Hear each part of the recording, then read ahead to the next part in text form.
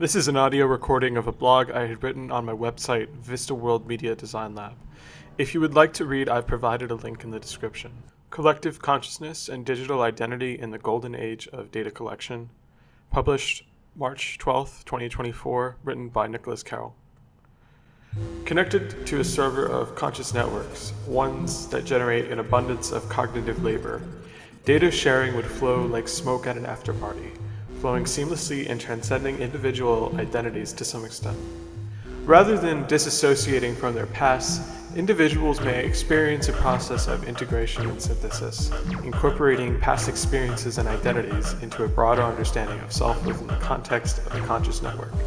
In other words, the introduction of an internet of consciousness will not just allow the proliferation of the digital image that occurred during the rise of social media, but this new layer will allow total virtual submersion of the organic image and digital image, or aided by augmented reality and artificial intelligence. Introducing the idea of a collective consciousness will weave together the digital image and organic image beyond just their individual nodal beginnings, but a digital merger of identity and acquisition. Just as the internet allows for the exchange of information and experiences across vast distances, a network of consciousness can enable individuals to share thoughts, emotions, and insights in real time. Through this interconnectedness, collective knowledge could be rapidly disseminated and expanded upon, leading to a deeper understanding of human experiences and perspectives. This rapid introduction of new data streams to the synaptic interface in digital image may produce a paranoid dissociative synthesis. Quote, the schizophrenic does not substitute synthesis of contradictory elements for disjunctive synthesis. Rather, for the exclusive and restrictive use of the disjunctive synthesis, he substitutes an affirmative use. He is and remains in disjunction. He does not abolish disjunction by identifying the contradictory elements by means of elaboration. Instead, he affirms it through a continuous overflight spanning an indivisible distance. End quote. The working production of organic thought stream and digital thought stream creates a new dilemma within the context of disjunctive synthesis. The contradictions of both origins will converge and influence each other's trajectory. Data, indeed, is the true conduit of text. Just as the text is a medium for words, data is a medium for binary input, output, and electron storage. The analysis of text was contemplated by Derrida and Foucault and analyzed by Edward W. Said in his essay, The Problem of Textuality, Two Exemplary Positions. Foucault's whole enterprise has taken for a fact, however, that if the text hides something, or if something about the text is invisible, these things can be revealed and stated, albeit in some other form, mainly because the text is part of a network of power whose textual form is a purposeful obscuring of power beneath or in textuality and knowledge, savoir. Therefore, the countervailing of power of criticism is to bring the text back to a certain visibility. End quote. Being text is part of a network of power, as per Foucault, and the text is data, the means of revealing hidden attributes must be similar. Derrida's approach differs in that the subjective traces in text or data are more important than the objective lineage or semiotic heritage. Quote, Derrida works more in the spirit of a kind of negative theology. The more he grasps textuality for itself, the greater the detail of what is not there for him, as well as become evident shortly.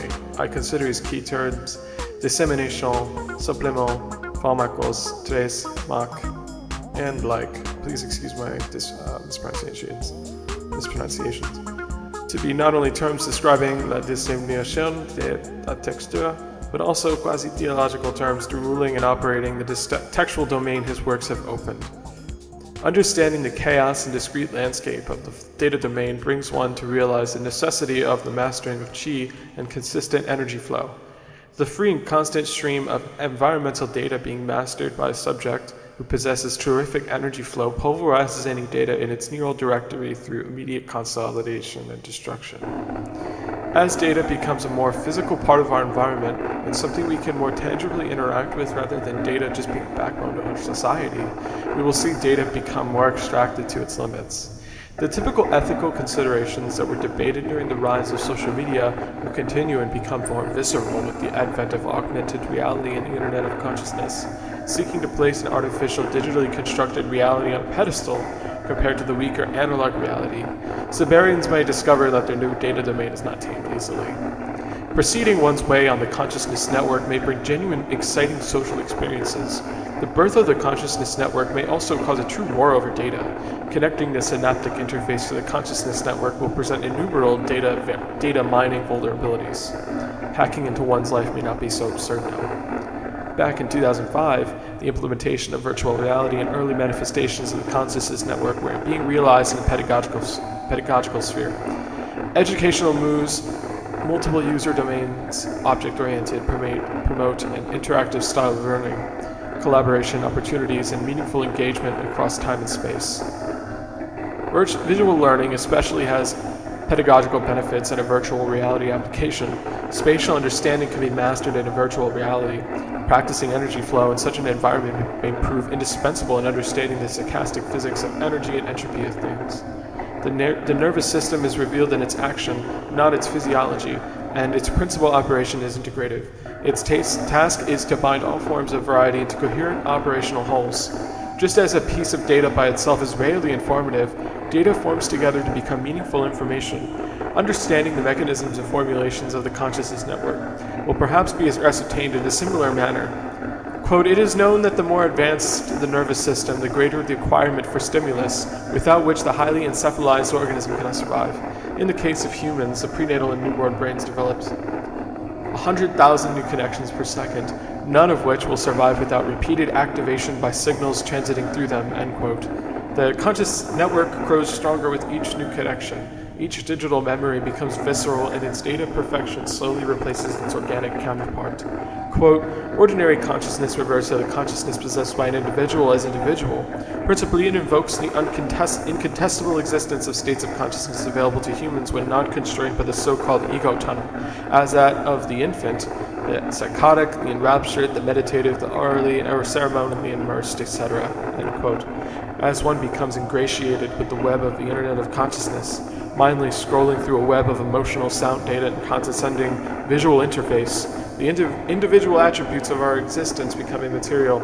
As psychedelic entheogens take hold and digital stimuli overwhelms our senses, it becomes impossible to resist the ether and dissolves one's unconscious illustrious desires into the mist and become one with the singularity. Bibliography is in the description as well as the full text for those to follow. I thank you for listening and